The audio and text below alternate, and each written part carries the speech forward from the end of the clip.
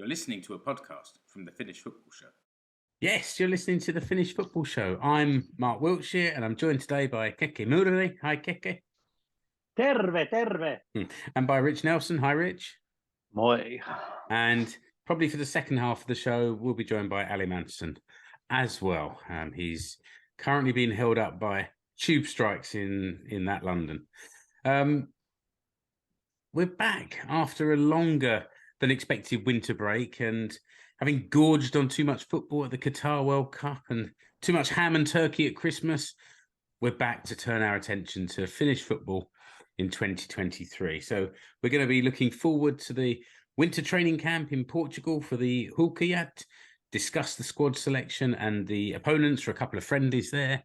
We're also going to look at the early transfer activity involving the Veikkausliiga sides and maybe Finns moving around overseas, and also running through the various schedules that affect Finland and the Finnish clubs during 2023. So there's several competitions we'll run through there, but it's good to see you chaps. You have a good Christmas, have a good break.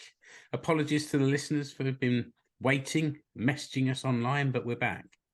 Yeah, we're back. Yeah, how's Keke? It was yeah, I'm good. Thanks. Hyvää vuotta to everyone, and as you say, mate, bit of World Cup. The time just flew, didn't it? Before the World Cup kicked off, I was fully on the boycotting bandwagon, and then when it was on the telly every night, I just couldn't quite bring myself to not watch it. So yeah, it was. I did. We did a little prediction thing between us, didn't we, before the World Cup? And I fancied Argentina from the start. Didn't bother putting any money on them, and then they went and won it. So I also predicted Argentina, but that was about as well as my predictions went. Didn't you get the two finalists though? Yeah, you know me, mate. Oh, I do. Yeah, you know something anyway. Yeah, something. And Rich, how are you? Yeah, not bad. It's been 5 days since I saw you last. We went to Sutton United v Wimbledon last week.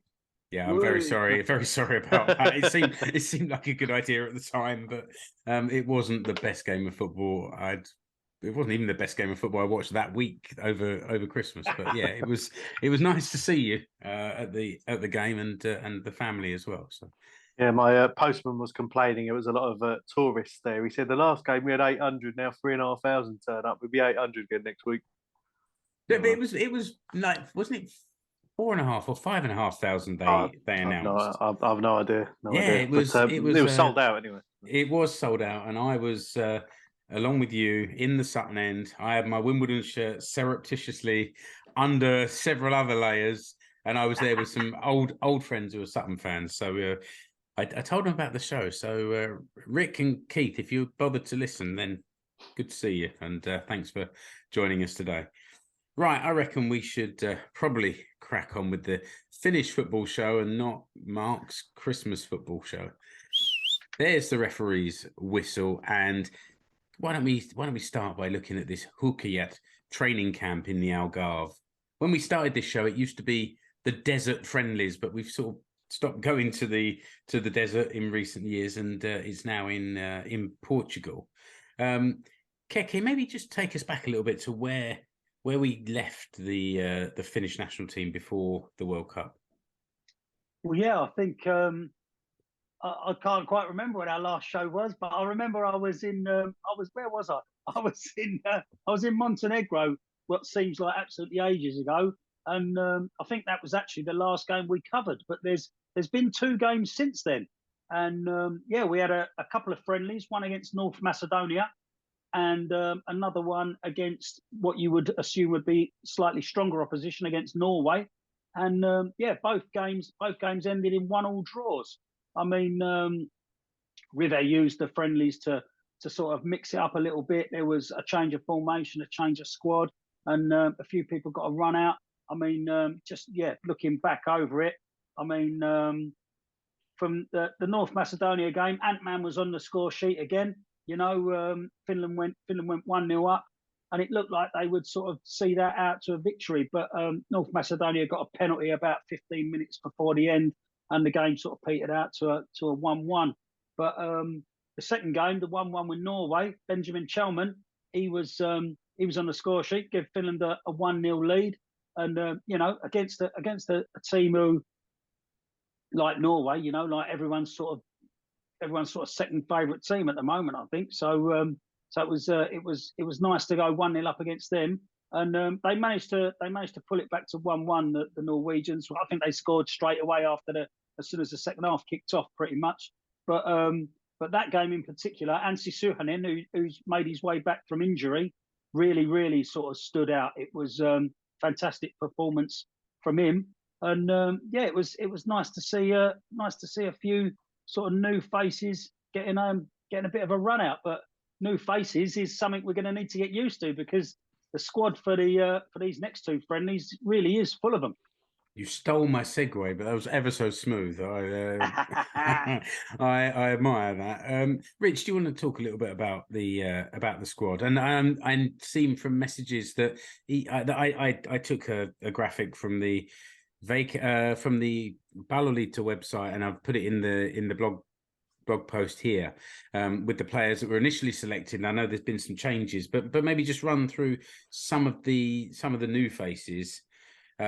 On the understanding that anyone not included in this squad, it doesn't really have any significant effect on their future chances. Yeah, I mean, basically, as you mentioned earlier, these January camps have been going on for years, really, and they're not, because it's not a FIFA calendar. And because many of the major leagues are still playing, so obviously players like Fredetsky, Pukki, Kamara, etc., they're still playing in their league. So most of the squad are either Nordic based or they're at clubs who are happy to release them for this training camp. So there aren't many of the regular choices there. I guess the most experienced is going to be Rasmus Schuller.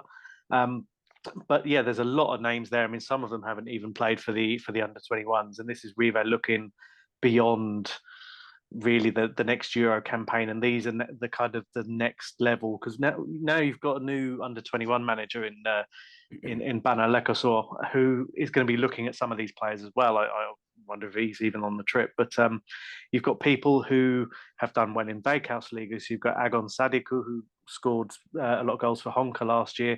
Weirdly, he played for Kosovo in November, and because they didn't register the transfer of his nationality correctly, he's still eligible to play for Finland. And I think had that been a competitive game, they'd have lost points. But so is he born and raised in Finland? I believe so, yeah. But he is of Kosovan of heritage anyway. You've got players who've been on the fringes of the squad, but you've got some really interesting players who did well in Veikkausliiga. There's Elmer Henriksson, who was at Mariehamn last year. He's a HJK player on loan, the goalkeeper.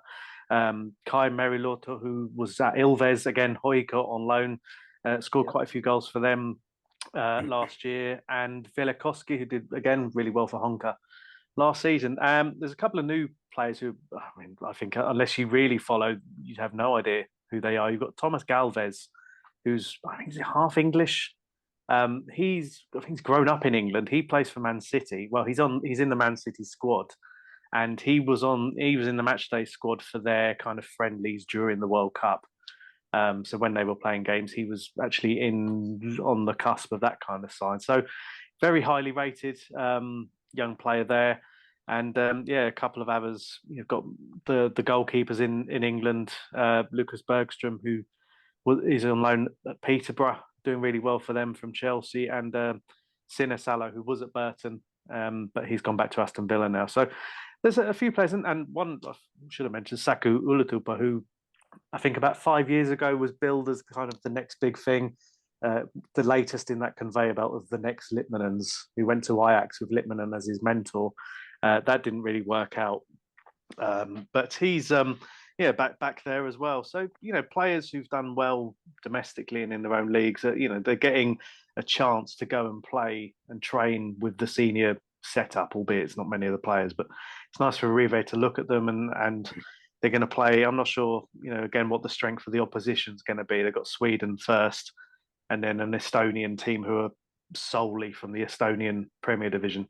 So it's going to be an interesting setup, but it's nice for them. It shows that, yes, you're not going to take your top players, but they've been seen. They're doing well in Veikkausliiga, and it's a big chance for them to impress. We've seen how Rive over the last 18 months or so is looking at bringing new players in when they deserve it. What better chance? Yeah, I think none of those Veikkausliiga teams are going to complain too much if their players get a bit of warm weather training on a jolly in Portugal just before the Liiga Cup starts.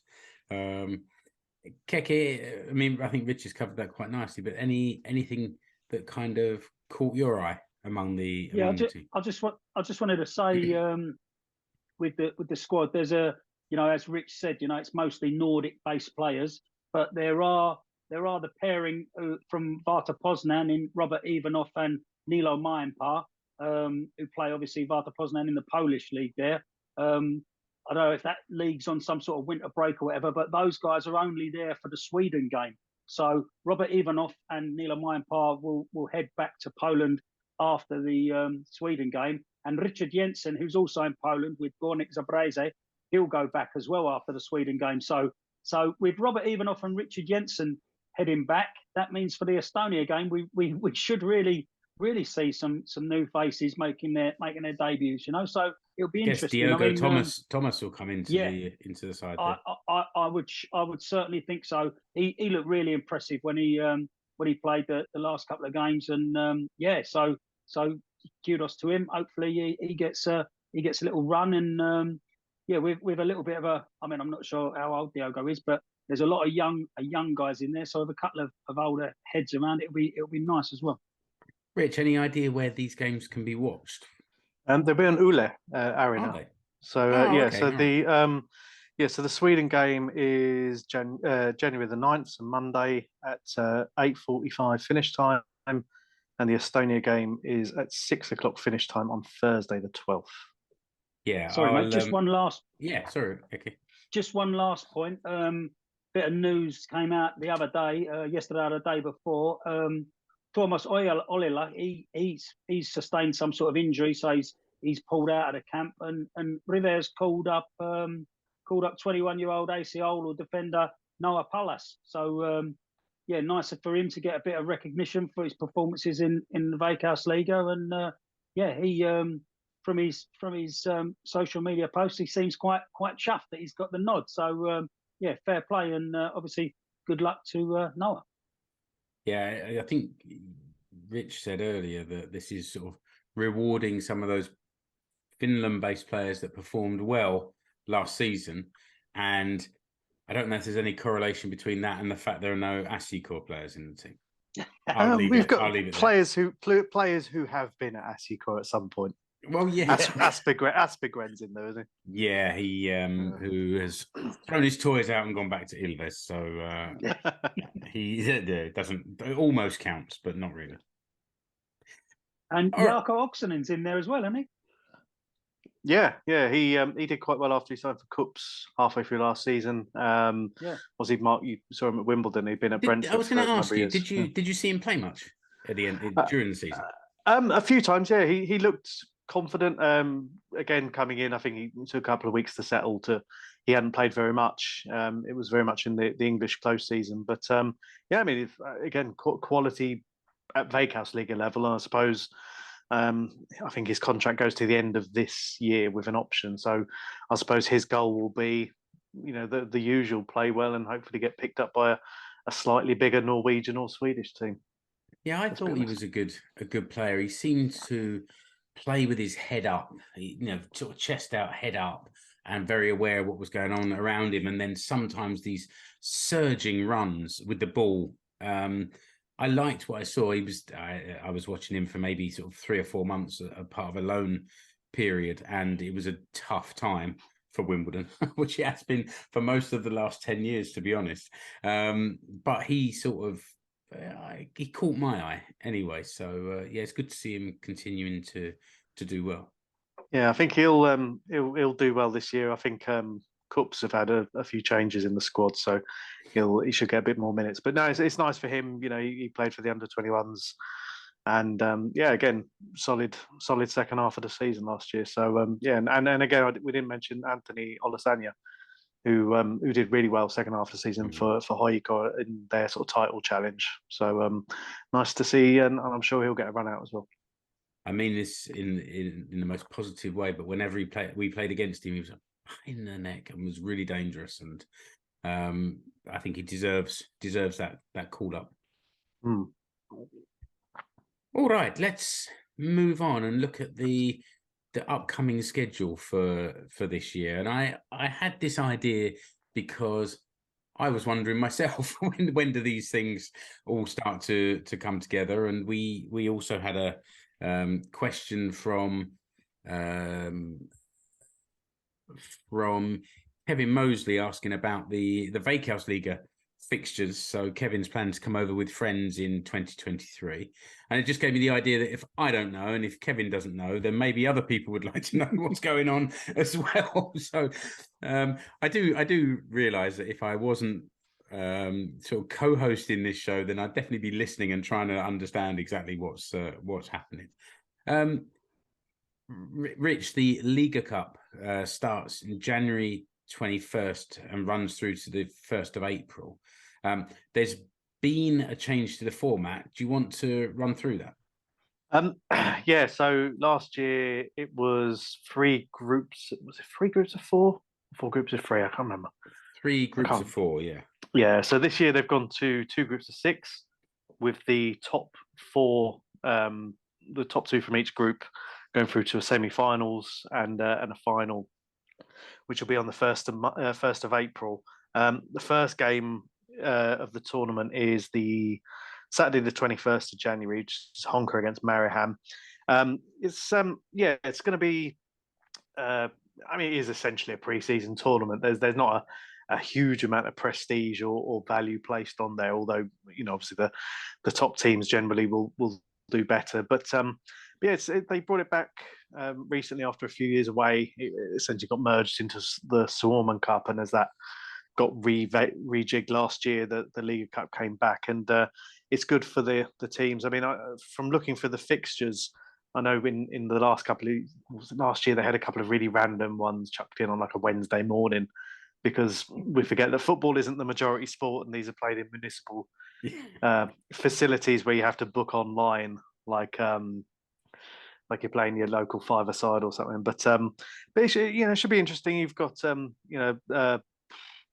the 6 are kind of geographically done, I suppose, as best they can, and it'll be interesting to see as new players come in, as new coaches get their get their grips into ways, and we'll see how. I mean, again, it's just nice to get those players, and it's a training session at the end of the day, and the Suomen Cup will kind of come in around the latter stages of that, so the two kind of dovetail quite nicely. Yeah, I must say, as a sort of pre-season competition, because it's played indoors, I can only think of it that way. But it must be useful for the players to get some competitive games, and now each club will get at least 5 competitive games playing in the groups of 6, which maybe makes a bit more sense. And then the tie is tidier for the semis and the final as well. But watching games indoors is it's hard work.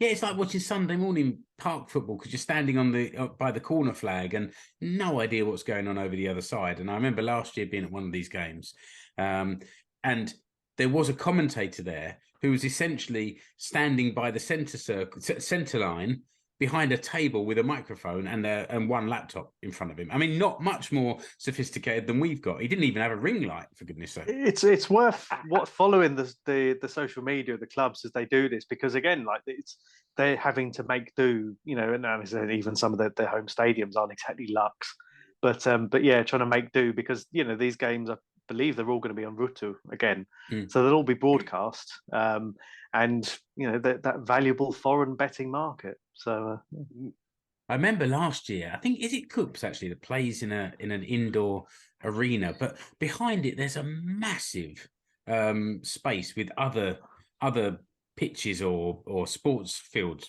behind it. That sounds like the Cups one, yeah. And I think the Honkers one has, I'm not sure if it's real, or artificial, but like it looks like a big brick wall.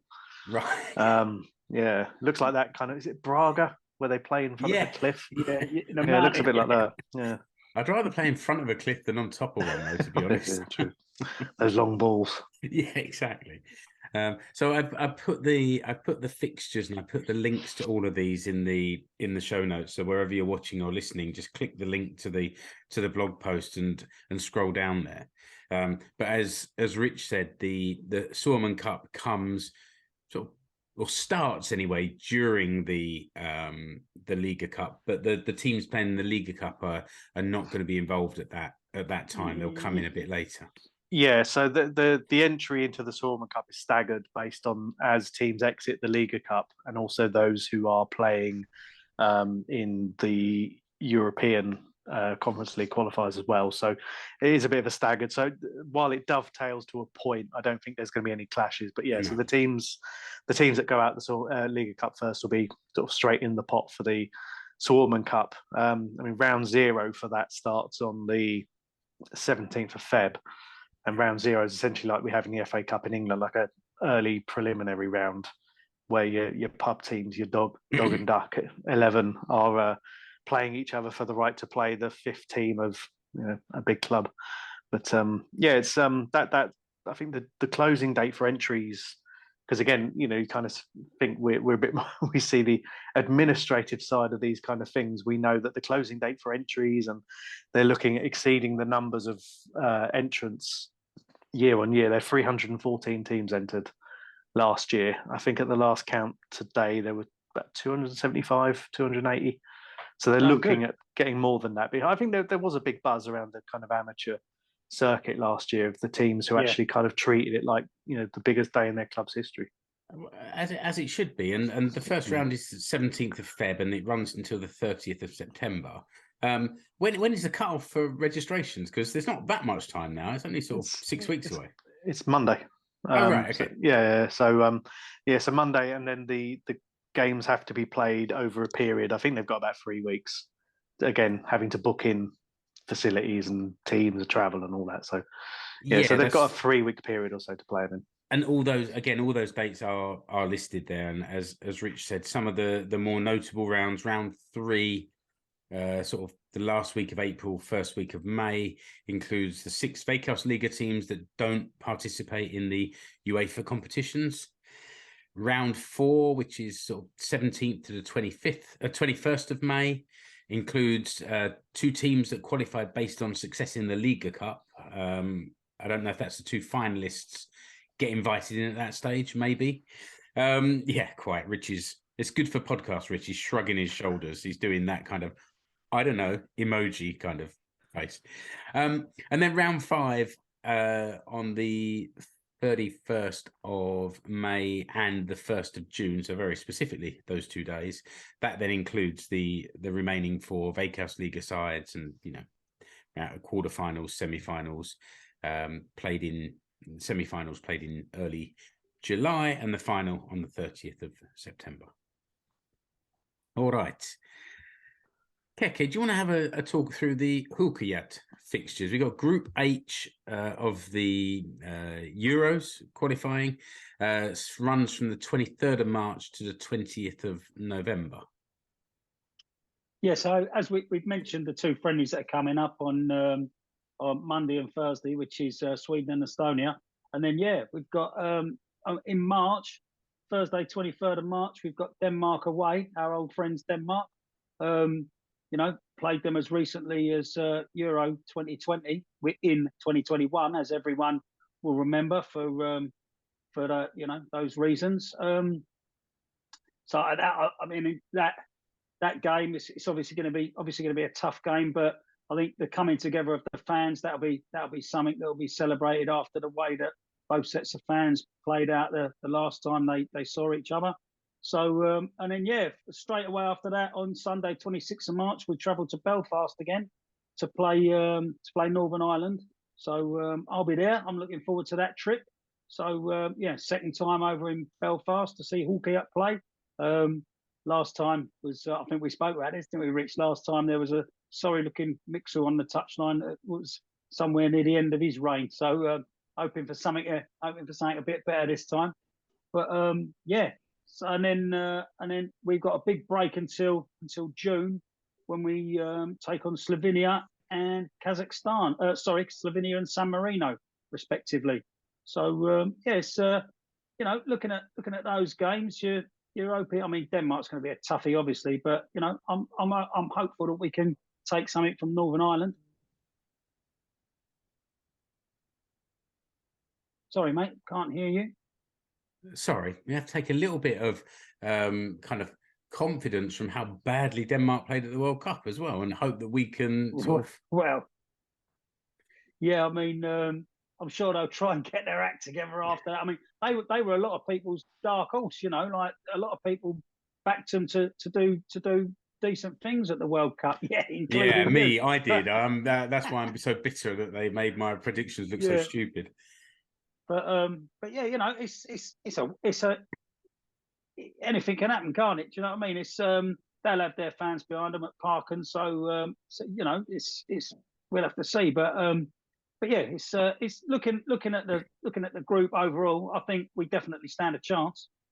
And you're planning to go to Northern Ireland. I think Satu and I will head down to Helsinki for the Slovenia home game. Nice. Rich, any travel plans or whatever? I think I was looking at the Slovenia or the San Marino. They're being played over the one weekend. So I think at the moment, somewhat beyond my financial capabilities. But yeah, who needs gas and food? Watch this space. That's it. It's not easy. And we've just been joined by Ali as well. We trailed him at the beginning, and now we can give him his curtain call into the show. How are you, Ali? Hi everyone. Yeah, nice to be here. Yeah, not too bad. Was battling London and all its travel wonders this evening, but yeah, glad I've finally been able to make it. Yeah, good to have you. Do you have any plans for catching some of these Finland international games this year? Well, I've now got my Finnish residency permit that is valid as of May. Okay.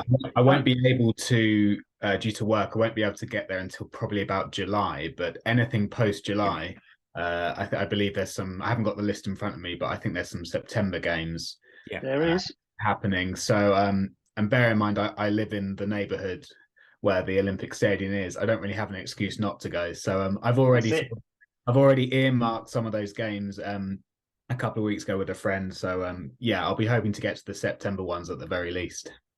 I think, Ali, that maybe we should record a separate show where we just have a bit of a chat and introduce you a bit better to people. They've been listening to the rest of us banging on for the last 6 or 7 years, and you've come in with your dulcet tones in the last 6 months, and maybe let people know a little bit more about who you are. Your face is now on the artwork. Hopefully the eagle-eyed listener will have noticed that on their podcast or YouTube thing. So it was about time I got around to doing that, and I think I found a elegant way to squeeze you in there.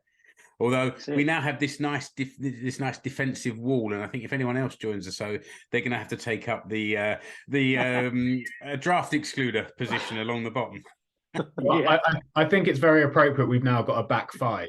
Yeah, that's it. Yeah. That's true. Yeah, that's true. All right, we will keep in touch between ourselves and decide if we can all meet up somewhere or other during these Finland games somewhere. But let's move on to the Veikkausliiga. Well, we don't actually know exactly when it starts because the fixtures have not yet been confirmed. So, Kevin, who asked about this, sorry, we don't have much information for you yet. Fixtures normally come out end of Jan, early Feb. So shouldn't have too long to wait. And from previous form, the Veikkausliiga normally starts the week after the Liiga Cup final. And the Liiga Cup final is the 1st of April, yeah. so somewhere around the. So I think this, the 8th is Easter Saturday. So right. It's that likely to be that weekend. Yeah, okay, that makes sense. So we'll come back to that. I remember Kevin posted a picture last time, and he was in Helsinki watching Huuhkajat, Asiko, and drinking Malaskoski beer. So I think he's sitting a little bit towards the black and gold side of Finnish football, but I don't wish to cast aspersions. What about Europa Conference League? That's the next thing in our schedule for this year. Finland will have 3 representatives in that, Rich, and then 1 going into the Champions League. Again, I don't think we necessarily need to go through every single date of qualifying, but the first round is 13th and 20th of July. The second round is the 27th of July and the 3rd of August. That seems late, doesn't it? Is that later than previously? I think it looks maybe a week-ish in the calendar, a bit later. Yeah, maybe. Possibly 2 weeks. Yeah, I think I'm not sure why. Maybe because of the World Cup and the season finishing slightly later, and that might have a knock-on effect into it. Who's in there from Finland? So for the Conference League at Kups, Honka, and Haka. They'll be going straight into the first qualifying round, and Huuhkajat going into the Champions League. So again, I'm imagining their goal, as they were saying at the start of the season, is to reach the group stage of a tournament. Which one it is, I don't think they're particularly fussed. Last year was the Europa League, which was a step up from being in the Conference League before that. So yeah, I mean, it's just huge money for them, really. I think for the teams in the Conference League qualifying rounds, I think it's not exactly money making until you get through at least 1 round. By the time you factor in expenses and that, but no, that's true. I remember this conversation last year, and probably shared the information around that time. But I think for you get money for appearing in each round. So if you win the first round, then you get the second round appearance money. And I think Asseco earned about $250,000 last year, which in the big world of football is nothing much, but in the Finnish league, that's a lump of the budget for sure. It's about 6 cans of Carlsberg, though. Yeah, that's a sore point, and you know it. Hi, Larry. Any Asseco fans are listening to this, then you'll know it as well. We've exchanged views with the club, and the club said, "Yeah, we hear you. We're not changing our pricing policy." We will see what happens for 2023. I've included the dates for these matches in the show notes for the Conference League. The Champions League was like a week or 2 later, but I didn't put all of those in there because, we don't know exactly how far Huuhkajat will go. There'll be a lot of football to be played before then. Yeah, I think last year got jigged around a bit because of Russia and their removal from the tournament and that. But yeah, I mean, it's Finland on the whole did better than they have done last year than in previous years. So I think in the grand sort of scheme of things, that there might be a return back to the old days of having a team possibly go into the second qualifying round at some point in the next year or 2 if the results keep going on the up. Okay, there's the referee's whistle. Let's have a quick break and look at some merch. Let's show you some merch. Look at that. What beauty that is. There's Keke's most recent design. We talked about this 5-a-side team before. You got all of us on there sporting the latest Finland away shirt. This is on the TeePublic site, and I think as we've said before, there's different styles, different prices. You got male shirts, female designs.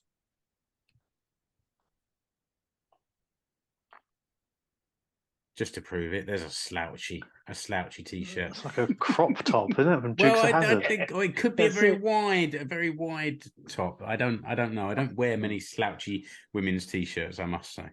Although, maybe it would fit me quite nicely. That'd leave the belly button on show, that one. I'm pretty sure of it. And no one wants to see that, not from me anyway. The point of it being that every shirt we sell gives a little bit of funds to the show to cover the running costs. There's not any new designs yet. I've got an idea, but I haven't had the time to actually create the designs. But hopefully, let's say before the end of January, you'll see something new coming along there.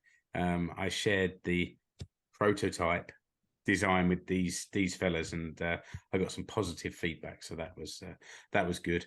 And also the prices. We don't control the prices. This is all controlled by TeePublic, but there's often deals, so keep an eye. Rich often and Keke often tweet out when there's an offer, a discount price. Yep. So keep your eyes on there as well. And then Rich, we've got the Buy Me a Coffee account as well. Yeah, we've in the past had some generous donations there. That always goes into the Stripe account, and yeah, it's nice to get. These things cost money. Unfortunately, to run Zoom, hosting costs, plug in the Instagram, all that. So yeah, no, it's all goes to worthy cause. Yeah. So if you've donated before, thank you very much. If you haven't donated before, get on it. Consider it kindly. We would appreciate it. All right, let's crack on with now. Apparently, Ali's got all the information about this. He knows everything about the transfers. So over to you. No, seriously, we're here as a team.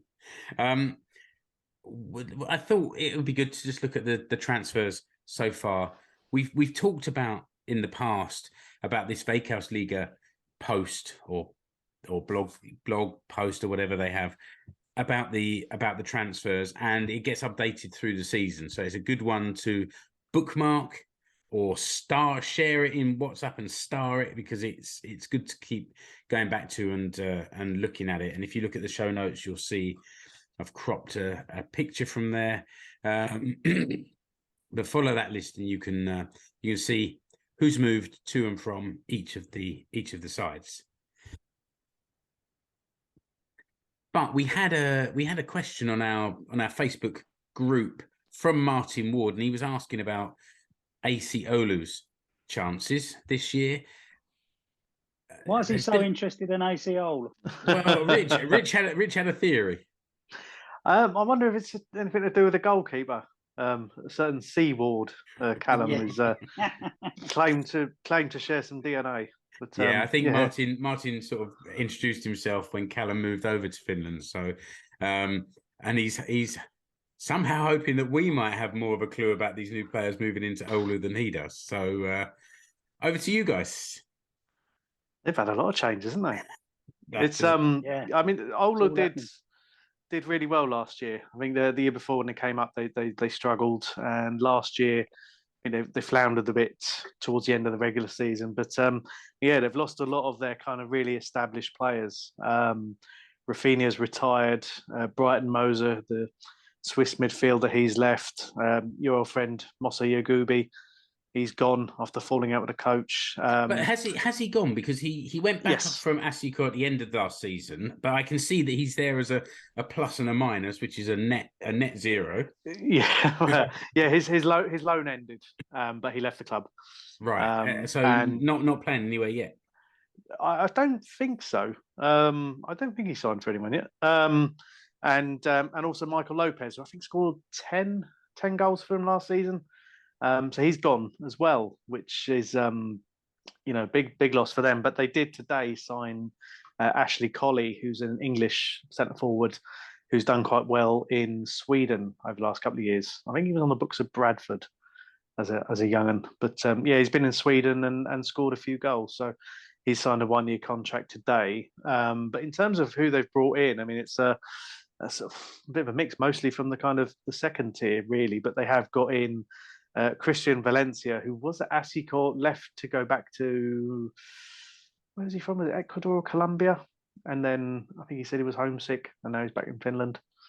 But didn't he go there during last season anyway? Wasn't he there during last season, or am I confused? Possibly, but I think he left Asiko to go back to his native land and then return to Finland. I don't know if this is... I'm not sure the contract details. Yeah, maybe he was there. Maybe, maybe he's re-signed for this year. So to answer Martin's question, what do you think of their chances for this year based on that? Quite a high turnover. It's about 12 in, 12 out so far. I mean, there's definitely a revolving door that has been built at Oulu, isn't it? Because it is the biggest turnover, I think, in the league, unless anyone else can point me in a different direction. No, I think that's it. But they've kept hold of two of the players who thought might leave. They've got Karjalainen is still there, and Otto Limata, who's I think he's 18 now, midfielder, really, really promising. He'd been linked with clubs in Denmark and Italy, and he scored quite a few goals for him in the second half of the season, and he's still so far there. And if they keep him, he's a really, really good prospect. Really good. And also a brilliant goalkeeper, obviously.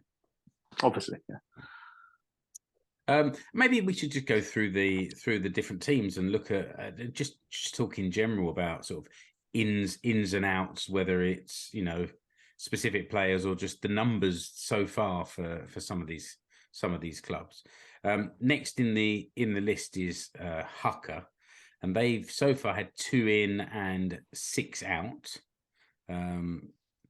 A couple of those their main goal scorer. Yeah, I mean that's the big one, isn't it? That is the big one. Lee Irwin left right at the end of last season to move to Lebanon.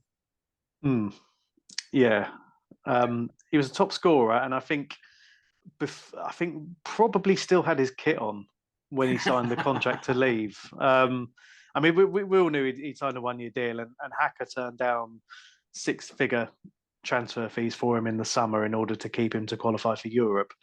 But it's a shame. I think there was some hope that he might have stayed in Finland at least. He's a player in his late 20s. He's after a payday. The Lebanon League is where it's at. It's all about the Middle East. Him, Ronaldo. That's the destination. So Ronaldo's following the trend set by Lee Irwin, basically. If Ronaldo wants to sign for Huuhkajat, that's after last year. Yeah, it's an interesting, a strange move. I think that one, but it seems to me that Huuhkajat has got some buying to do, having sort of cleared out.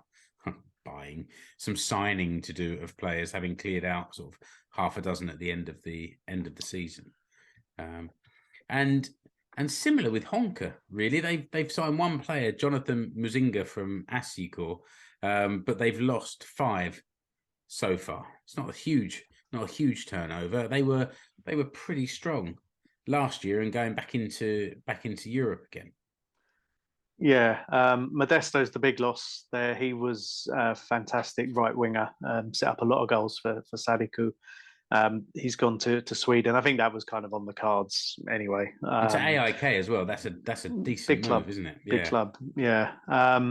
He again left virtually at the end of the season. But if they keep Sadiku and the core of the rest of the squad that they had last year, there's no reason why they shouldn't be challenging for the top 3 or 4 again. I haven't heard a lot about what's going on. I mean, even the coach has signed a new contract to stay for another season. So if they can keep that core, they've had some good fortune with signings over the last sort of year, 18 months, and well, longer than that if you go back further to Morelos and places like people like that. But there's a strong core there. And I mean, Modesto's a big loss, but I think they've got some good young players and some experience in there as well.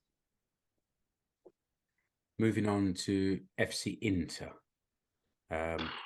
we've now got 8 in and 10 out. What jumped out at you guys? Darren Smith's back. He was at Honka, I think 2 years ago, and didn't do great. I think he might have scored 4 goals in his last game or something, really, just to bump his figures up. And he's back from, I think he was in Morocco. They've got Jarko Vis coming in as their new manager. They, over the last few years, have had mainly foreign coaches and a lot of players coming in of sort of Spanish or Hispanic background, and I guess that was probably a strategy of some kind. But they've lost a few players, experienced players like Ruxy there. I think he was there for 3 years and actually gave an interview in Finnish at the end of the season to kind of show this is how well I've settled and now I'm going. So I think there's a strong core there, and there's some good young players. And some experience players like Ruxy there. I think he was there for 3 years and actually gave an interview in Finnish at the end of the season to kind of show this is how well I've settled and now I'm going. left pretty much as soon as that was finished. But yeah, I mean, this, as we spoke about previously, he had success with Tampere United and then Ilves before that went wrong. So Inter finally looked like they'd got in a manager who might know a little bit about domestic Veikkausliiga football, and hopefully they're kind of build on, they're a big club in terms of sort of financial support and infrastructure and things like that, but they've not really performed that well. They've had a very kind of strange transfer policy, and they've not really done an awful lot other than, with Chalman leaving halfway through last season. That really just ended their season dead. Keke, I'm going to throw this one to you, unless Ali wants to jump in as well. Lahti. We never seem to have anything positive to say to Lahti. Really, just wake up.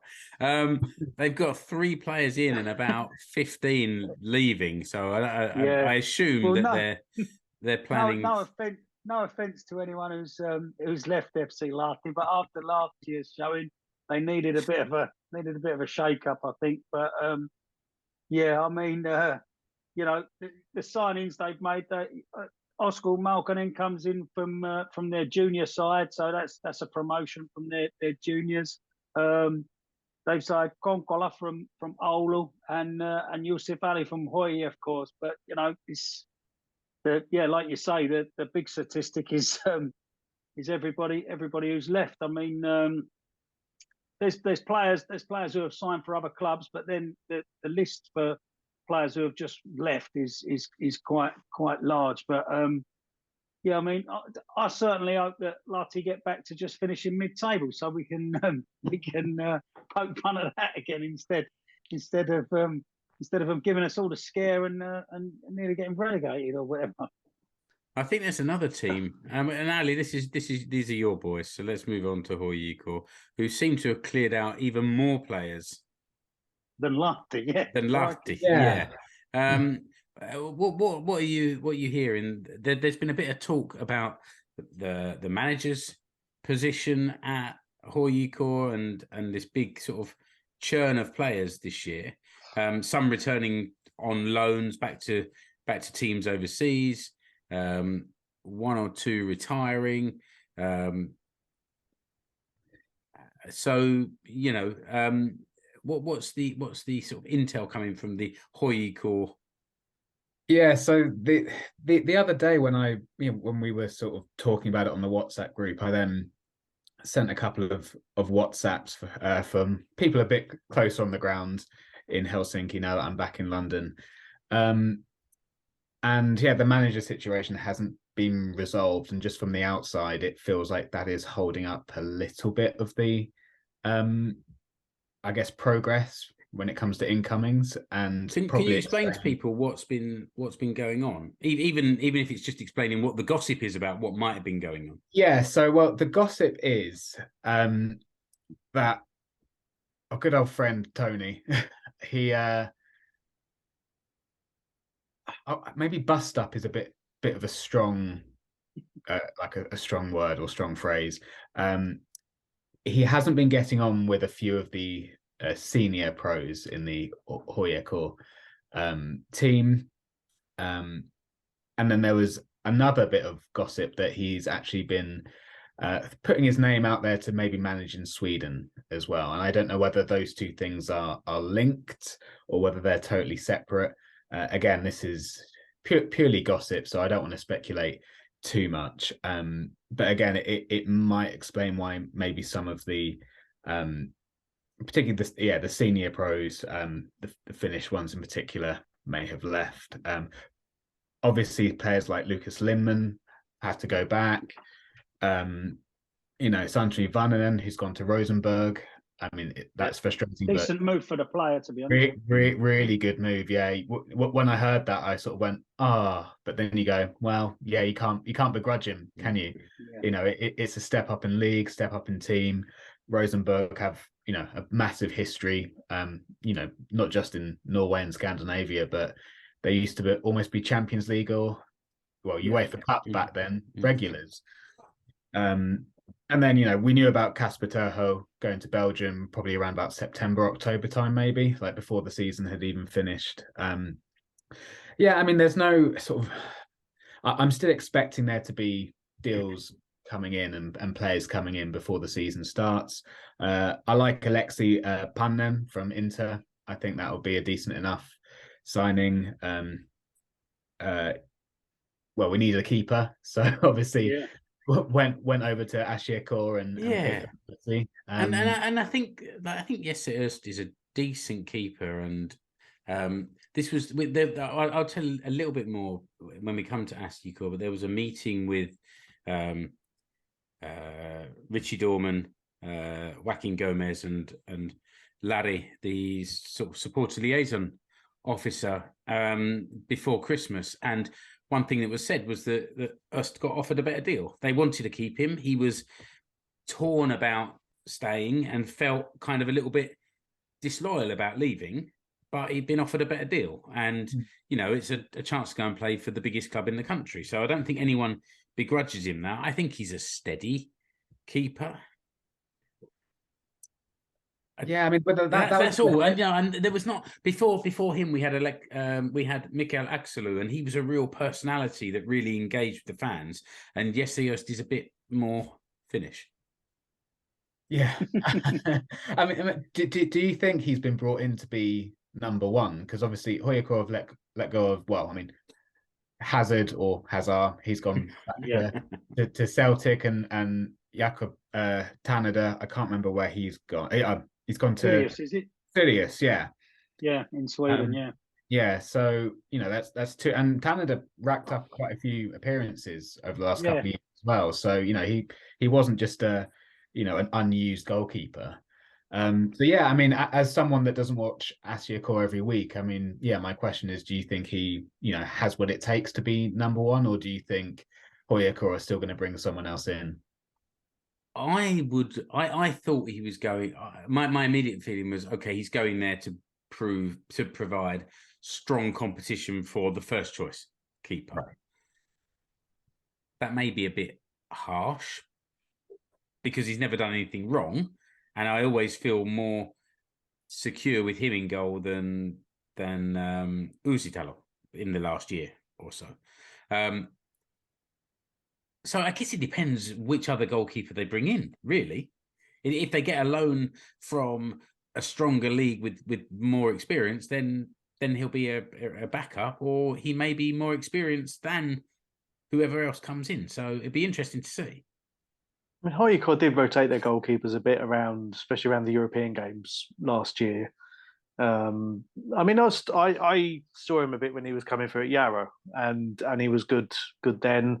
Again, I'd imagine Huuhkajat will be looking at bringing in an established number one. Well, say established, an actual number one, and us would play, games here and there. And by the looks of their transfers, they're bringing in players who, like you mentioned, Pannen, who are Finnish on the kind of the quota, homegrown kind of quota that they have. That so filling up the bench with experienced Finnish players is good for the squad as a whole. So, but yeah, I'd be interested to see. I mean, again, I don't think Hazard came in until that close to the start of the season. I can't remember exactly how early he came in, but I mean, we're still, as we're talking, 3 months away from the start of the league. So it's hard to really to see that far ahead. I think what we're seeing now is a lot of the players who are out of contract moving to other Finnish clubs, and then anyone coming from abroad will probably come in later on because they'll be, if they're at clubs already, the end of the main transfer window and things like and loan spells and that. But yeah, I mean, it's Huuhkajat have done quite well, but they've lost a lot. Yeah, and no more risky brothers as well. In the sense of playing together. Yeah, Riku's off. Yeah, that was where because he played mostly for Clubby last year, and then he came back for his final match. But and Europa's out, I think, for a while still. I'm not sure if he's even back to fitness. Yeah, I can't even remember the last time he played. Unfortunately, he haven't really had the best of luck with injuries, has he? No. Another team so far that's had the outdoor open more than the indoor is Mariehamn. So far, only signed Oskari Sallinen, but have let sort of seven players go. Had a tough time in the last few years. Yeah, but they have re-signed Raitanen and Henriksson from Huuhkajat on loan, so they were already there and they've signed for another year. So they were quite. I mean, Henriksson did really well for him last year, and Raitanen, I think, on his kind of way back up after. I mean, he went to Liverpool, I think, when he was 14 or something, 14 or 15, young, and then sort of took a while to get back up, and he's playing regular. I think got sent off in the last game, but yeah, I mean, again with them, they're prone to signing foreign players on a bit of a whim. They signed a couple. Was it Oweri?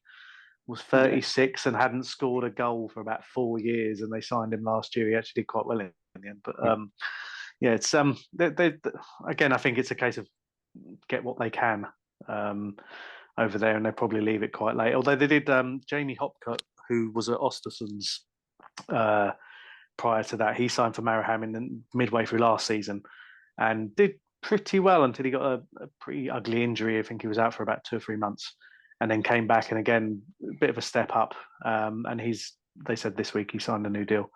So yeah, once he gets himself settled and fit, he should be a decent player for them. What about then Ilves? We talked earlier that Felipe Aspegren has moved there from Asicor. They've also done a little bit of signing from Cups so far. 3 in and about 10 players out, including my old friend Tuko, who was at Ariel, and Guayacam, who was at Asicor for the previous couple of seasons. What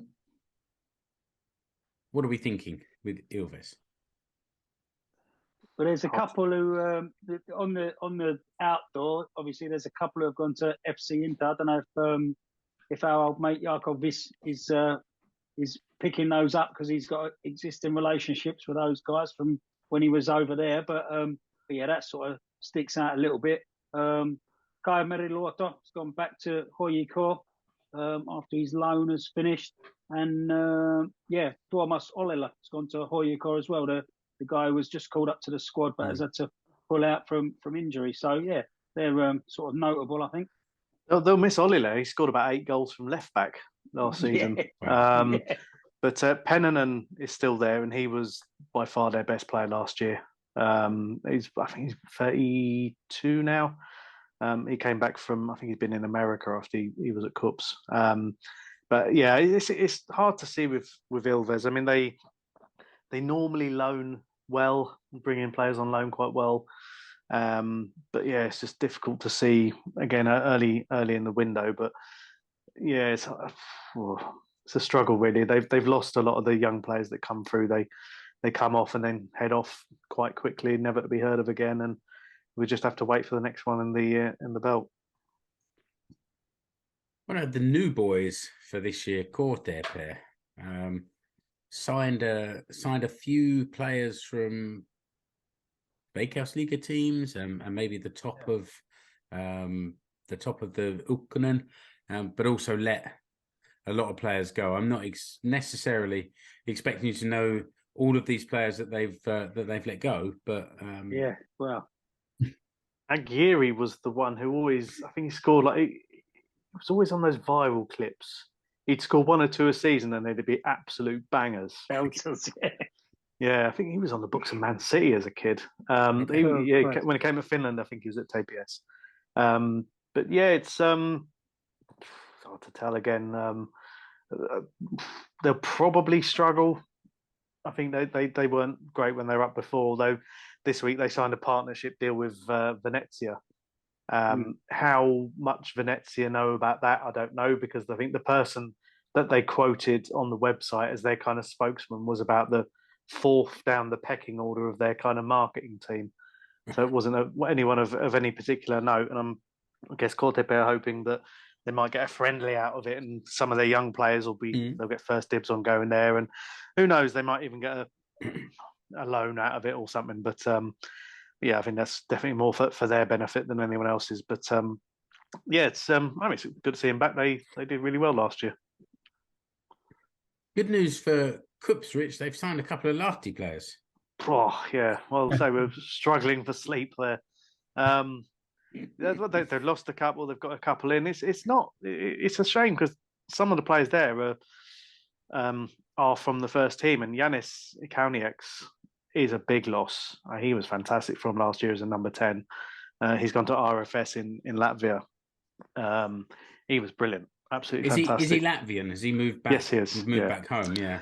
Yeah, so he's a regular for the Latvian national team and RFS. They played in one of the European group stages last year. I think Huuhkajat knocked him out. Oh no, that was Riga FC.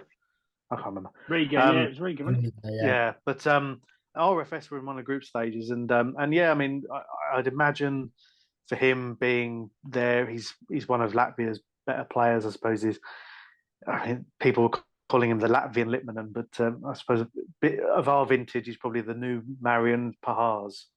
But he was a cracking player.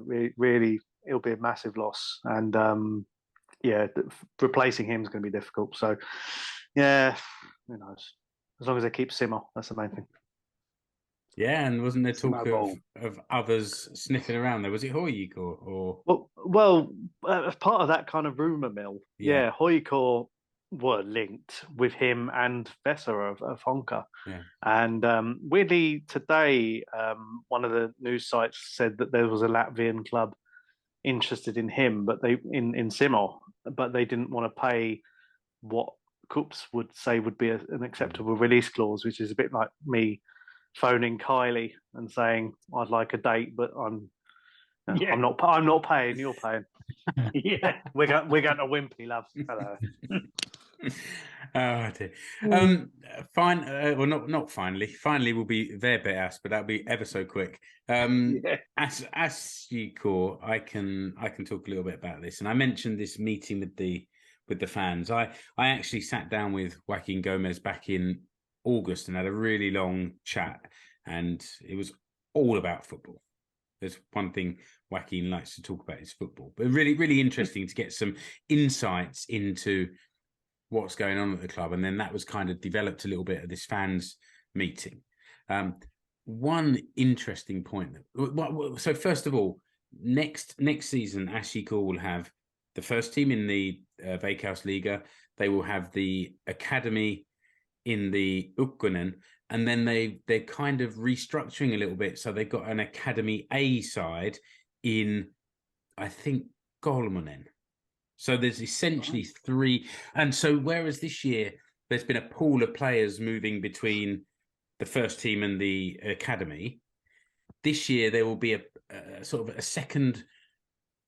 There'll be sort of two, imagine a Venn diagram where the Ykkönen team is in the middle. There'll be some players that will be playing in the academy and academy A team, and there will be players that will be playing in the academy and the first team, and they will sort of move between them. And the idea is to provide this pathway so that players can move up and down between the teams depending on their form or their return from fitness or whatever.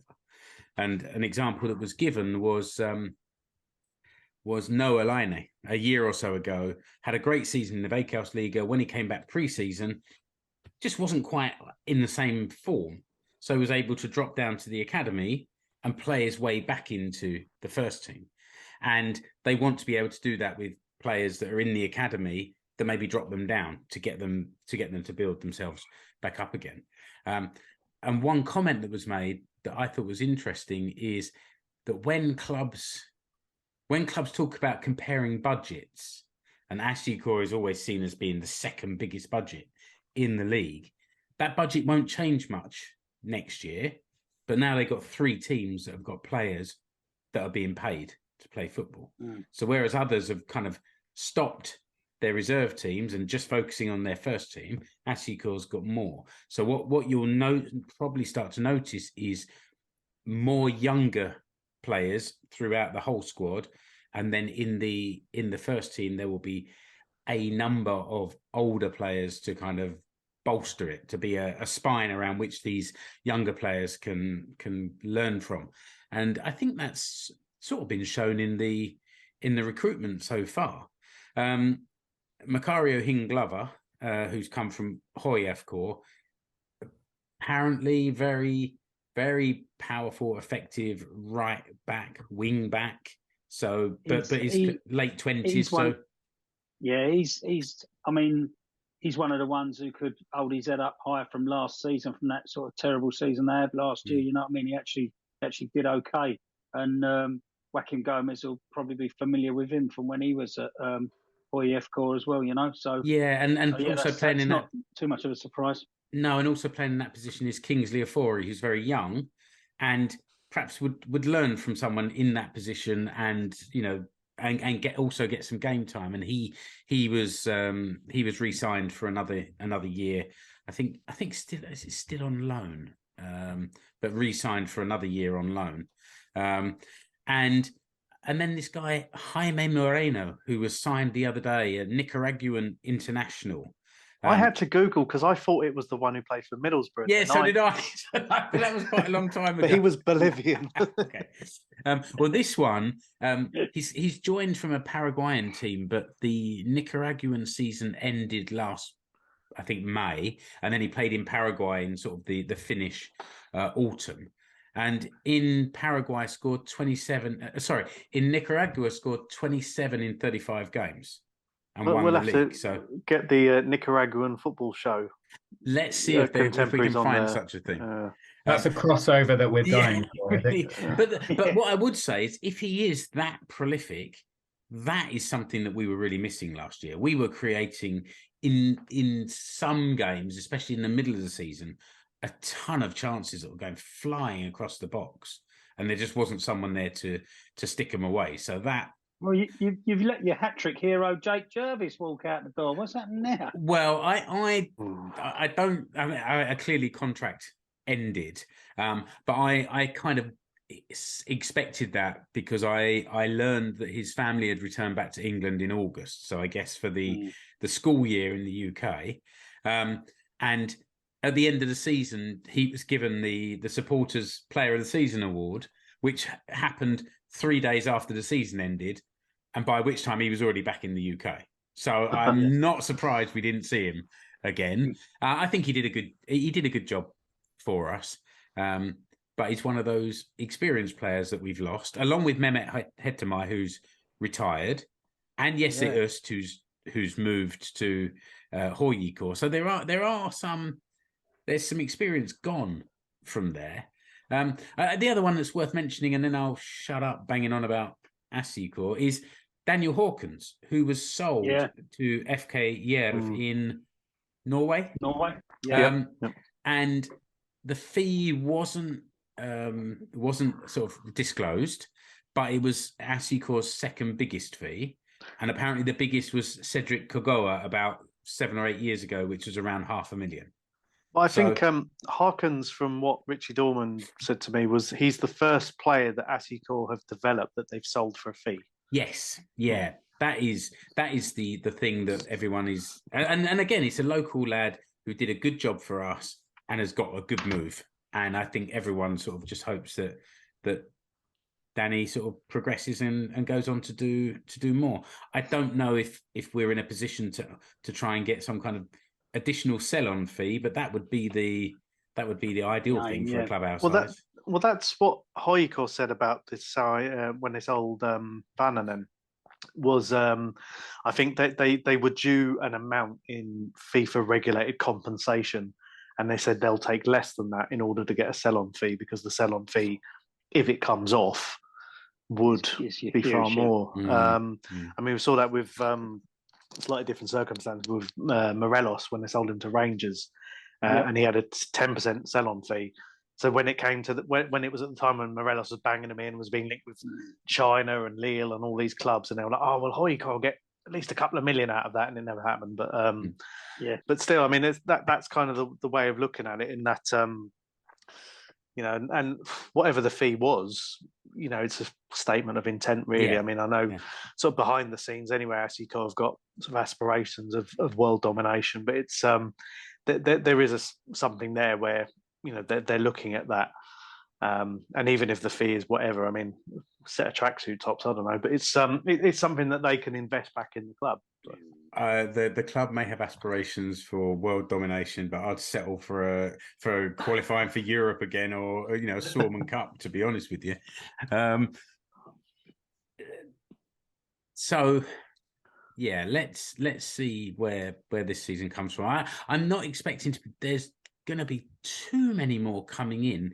Jude Arthur came back from Huuhkajat. I liked him when he played for us before, and I hope that his loan has kind of repositioned him in the manager's thinking, but I don't know.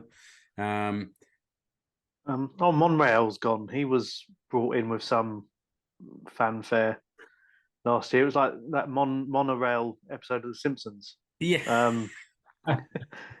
Can't remember the geezer's name, but with the hat and the cane and all that. Yeah. But all the big scam in here, wasn't it? And I guess that means we should be a little bit cautious about Moreno as well, because we've been there and done that before. There's one more team to cover.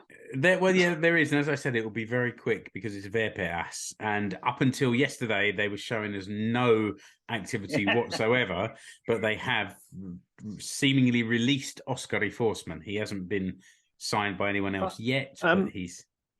Have they held on to Zengi then from Ipswich? No, I think he. I'm pretty sure he went back at the end of the season. They did give new contracts to Morrissey and Kalle Multanen. So again, I think they're looking at strengthening what they've already got, and then 3 months away, who knows? But Yangi went back. Forsman, I think there was some sort of thing when they played in the European, one of the playoff games at the end, and I think something happened, and I think he tipped off a lot of the fans by celebrating the goal going in or something like that. It was all a little bit weird, and I think there were suggestions he might be going back to Maraham. But yeah, I'm pretty sure Yangi went back, because when the season finished, I had a load of Ipswich fans going, "Oh, how did he do?" All right. Yeah, he did okay, to be fair. He started well. Yeah. Well, that may and also it's a good point. Just because there's no ins and outs, it doesn't mean that they've got no players. They may just be, they may just be developing what they've got and building on top of that. So let's see. But that kind of brings us to the end of the show that I had planned. Keke, you follow the Finns overseas, and I've got a link in the notes to the Instagram page, and you're often talking about sort of transfers and goals scored or whatever. I guess we should mention Eero Markkanen because it pleases you. But anyone else that's sort of moved around lately overseas? Moves wise, I mean, there's been quite a few moves in the women's game, to be honest. I mean, you've got goalkeeper Milla Mayasari. She's left AIK and signed for AIK Uppsala in Sweden. Our friend Amanda Rantanen, she's left KIF Orrebo, and she's signed for Dam Allsvensson side FC Linköpings, linking up with, I think it's Olga Artenen is there, isn't she? Another one who's left KIF Orrebo is Eli Pikkujamsa. She's signed in the Women's National Soccer League in America for, give me a second, Racing Louisville FC. So yeah, there's been quite a lot of movement in the women's game. We mentioned Santeri Vannanen, who's signed for Norwegian side Rosenborg. Who else have we got? Your boy Eero as well. Yeah, Eero is signed. I'll get to him, but another big move is Kaan Kairinen, who's signed for Czech side. What are they called? Sparta Prague. Okay. So, I wonder if Tim Sparv's had an in there. He's coaching one of the the under-17s or something? Yeah, Sparv's there with one of the youth sides, so maybe he's had a whisper in someone's ear. But that's a decent move for Kaan Kairinen. You know what I mean? It's it's gonna the Czech league's a bit of a step forward. So yeah, that's a decent move for him. Yeah, we'll get to my mate. Thomas Lamb, he's down under in Australia. He's played a few games for Melbourne City now. He was on the pitch when there was a bit of a I can't remember who they played now. Was it Melbourne Derby, Victory? It was the Derby, yeah. Yeah. They played Melbourne Victory and it all Didn't they throw bananas. a bin at the goalkeeper?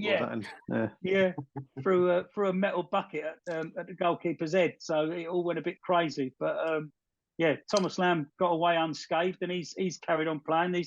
He's down there in Melbourne. That's it for Era. My mate Era.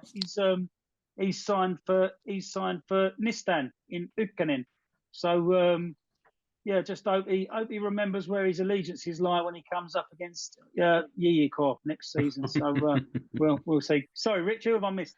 Leo Väisänen has gone to Austin FC in MLS.